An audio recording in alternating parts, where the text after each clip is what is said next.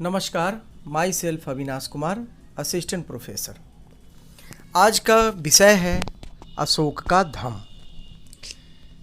ये प्राचीन भारत का एक बहुत ही महत्वपूर्ण टॉपिक है।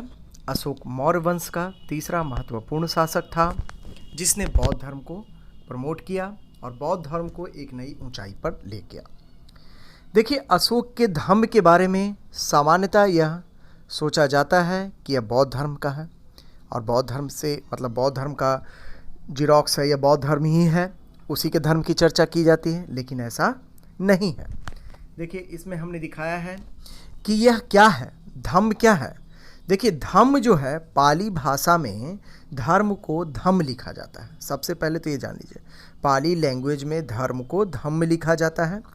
धर्म जो है वो संस्कृत शब्द है, जबकि धम्म पाली शब्द है। पाली भाषा में ही भगवान बुद्ध जो हैं अपने धर्म का प्रचार किया करते थे। क्यों करते थे? क्योंकि देखिए, संस्कृत जो है उच्च वर्गों की भाषा थी, कुछ खास लोग बोलते थे, जबकि पाली भाषा जो थी आम लोगों की भाषा थी। जैसे आज इंग्लिश कुछ उच्च वर्ग के लोग बोलते हैं, हिंदी सभी लोग बोलते हैं, उसी तरह से पाली जो थी मगध के क्षेत्रों में, चाहे उस क्षेत्रों में जहाँ पे है ना, तो उस क्षेत्र में पाली जो थी आम भाषा थी। तो इसीलिए बुद्ध जो है उस भाषा में प्रचार करते हैं ताकि उनके दर्शन का जो है पहुँच जो है वो ग्रास रूट लेवल तक हो, हर जनता तक हो। उन्होंने अपनी रचनाओं का संकलन पाली भाषा में किया। अब देखिए, यहाँ पे धम्म का अर्थ है, ये क्या है धम्म? तो अशोक ने जो धम्म दिया वो है नैतिक आचारों का संग्रह, यानी कोड ऑफ कंडक्ट, मोरालिटी पे आधारित है। मोरल जो चीज़ें हैं, जो हम जो बड़ों के प्रति, अपने गुरुजन के प्रति जो उनके प्रति आदर भाव रखते हैं, जो कर्तव्य, उसको दिखाया गया इसमें। इसकी चर्चा अशोक दूसरे एवं 7वें अभिलेख में करता है। तो हम ये क्लियर हो गया कि अशोक का धम्म कोई अनुष्ठानिक कार्य नहीं है, कोई पूजा पद्धति नहीं है, बल्कि एक नैतिक विधान है ना। यह नैतिक विधान है, एक सामान्य नैतिक विधान है और इसका बौद्ध धर्म से कोई लेना देना नहीं है। यह एक सामाजिक विधान है। देखिए, अब यहाँ पे विषय वस्तु को हमने दिया है, जो 2 भागों में हमने डायग्राम में दिखाया है। उसमें दिखाया है कि जो अपनाए जाने चाहिए। 2 तरह की विषय वस्तु है धम्म की, एक तो आप डू करें और एक डोंट बिल्कुल ना करें। तो जो अपनाए जाने हैं और जिसे आप दूर रहें, तो अपनाना क्या है? आपको पाप कम करना है, दया ज़्यादा करना है, इस तरह की चीज़ें। डोंट क्रोध ईर्ष्या से दूर रहना है। अगर आप ऐसा करते हैं तो आपका क्या होगा? स्पिरिचुअल अपलिफ्टमेंट होगा। क्योंकि देखिए, आध्यात्मिक रूप से अगर आपको आगे बढ़ना है तो आपको नैतिक होना जरूरी है। फिर हम इसमें देखेंगे कि धम्म के स्वरूप सार्वभौमिक है, ना कि बौद्ध धर्म के संबंधित है। अब नैतिकता की बात भला किस धर्म में नहीं की गई है? चाहे वो हिंदू धर्म हो, मुस्लिम धर्म हो, सिख धर्म हो, ईसाई हो, पारसी हो, जैन हो, सभी धर्मों में नैतिकता की बात की गई है। तो अशोक ने तो धम्म में यही बात किया है कि सारे धर्म के प्रति जो है, तो इसका स्वरूप कैसा हो गया? यूनिवर्सल हो गया ना, सार्वभौमिक हो गया। तो हम किसी बौद्ध धर्म से संबंधित इसको नहीं करेंगे। धम्म के प्रचार प्रसार के लिए उसने जो है बहुत सारे प्रयास किए, जैसे अधिकारियों, ऑफिसर्स की नियुक्ति करता है। अपने पुत्र और पुत्री, जो पुत्र महेंद्र हैं और पुत्री संघमित्रा है, उसको विदेशों में भेजता है, वो श्रीलंका भेजता है कि ताकि वो धम्म का प्रचार प्रसार तेज़ी से हो सके। इस तरह की चीज़ें जो है वो करता है। अब देखिए, कलिंग युद्ध और धम्म। कलिंग युद्ध के पश्चात क्या होता है? अशोक ने जो भेड़ी घोष के स्थान पे धर्म घोष की नीति अपना ली। जब अशोक बौद्ध धर्म में दीक्षित हो जाता है तब उसके विचारों में महान परिवर्तन आता है, ठीक है। और अशोक प्राचीन राजाओं में किसी युद्ध करने के लिए नहीं, बल्कि धर्म के क्षेत्र में जो राजाएं हैं, जो राजा हैं, उनको कहता है कि आप कल्याण कार्य के लिए जो है नहीं। अशोक जो है प्राचीन राजाओं में वो एक मतलब कि एक पॉलिटिकली जो है बहुत ज़्यादा अचीवमेंट करने के रूप में नहीं जाना जाता है।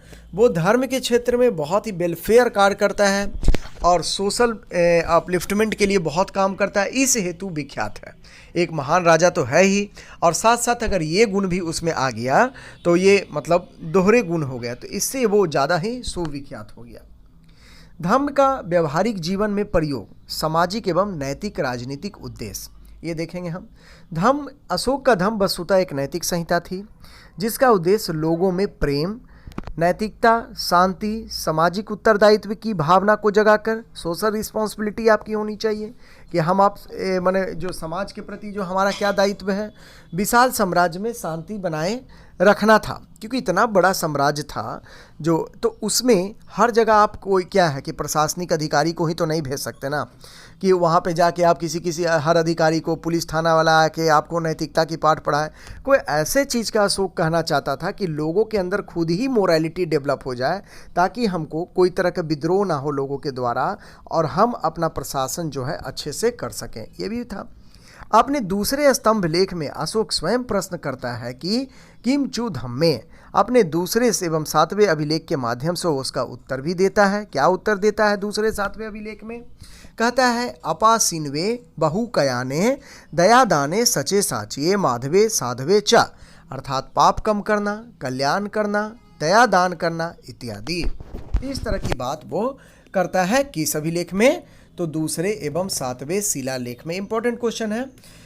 अब देखिए, अपने प्रजा के नैतिक उत्थान के लिए अशोक ने एक सामाजिक संहिता प्रस्तुत की, उसे उनके अभिलेखों में धम्म कहा गया। दूसरे एवं 7वें स्तंभ लेख में अशोक ने जो इसकी व्याख्या की है वह इस प्रकार है। कैसे व्याख्या की, जरा देखते हैं हम उसको, कि धम्म है क्या? धम्म क्या है?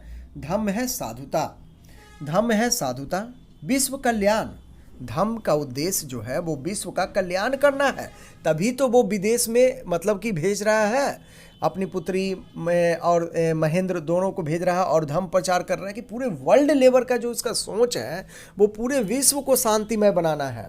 ठीक है, तो विश्व कल्याण, जब तक आप पीस को नहीं अपनाएंगे तो विश्व कल्याण कैसे होगा?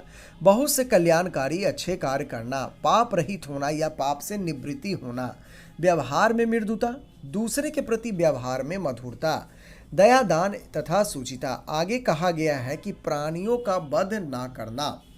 ठीक है, प्राणियों का वध ना करना, यानी कि अहिंसा को जो है प्रमोट किया जा रहा है यहाँ पे।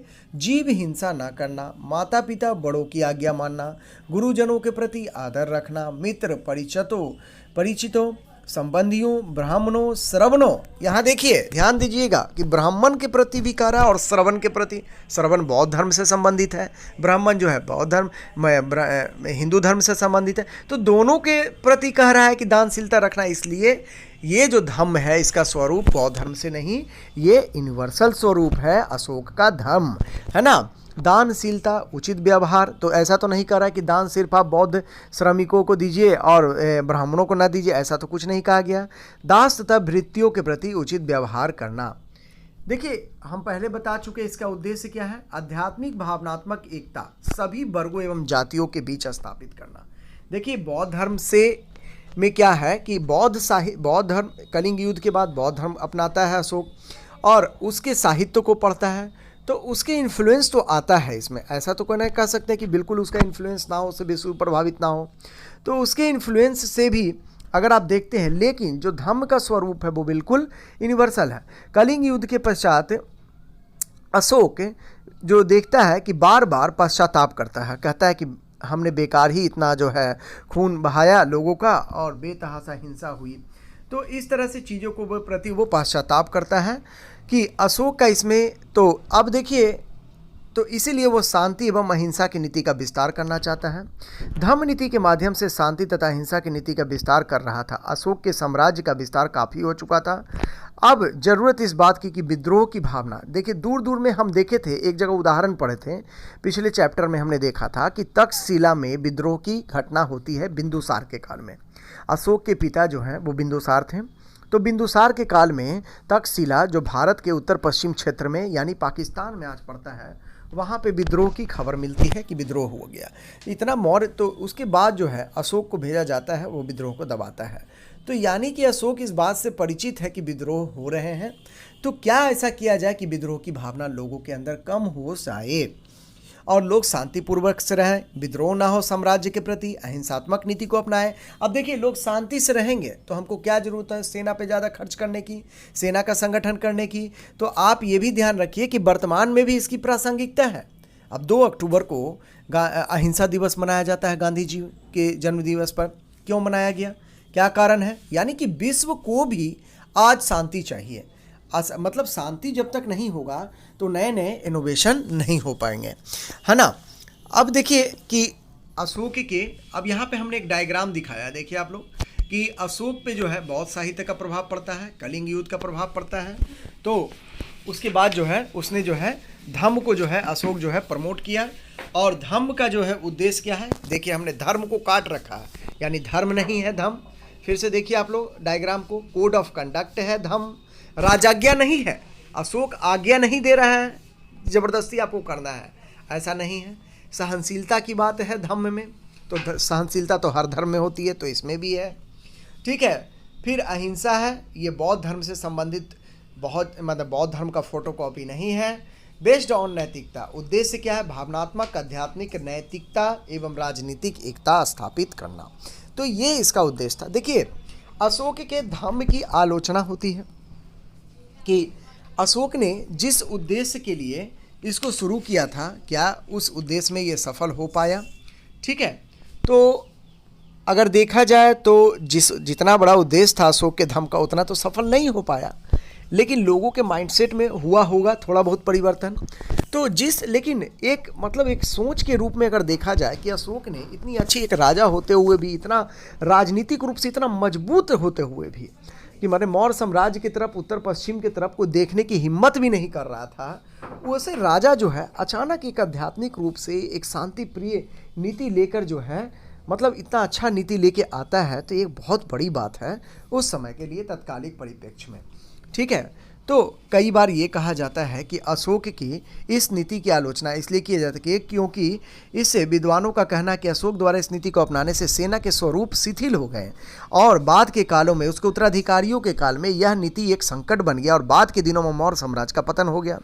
लेकिन ऐसा नहीं है। राजकीय देखा जाए कि अशोक द्वारा इस नीति का राजकीय आधार पर पालन किए जाने के बाद भी सेना का विघटन नहीं किया गया था, क्योंकि ऐसा तो नहीं है कि हमने जैसे इस नीति को प्रमोट किया और सेना को ख़त्म कर दिया। सेना था अशोक के साथ, तो हम इसकी आलोचना इस आधार पर नहीं कर सकते कि उसके कारण पतन हुआ।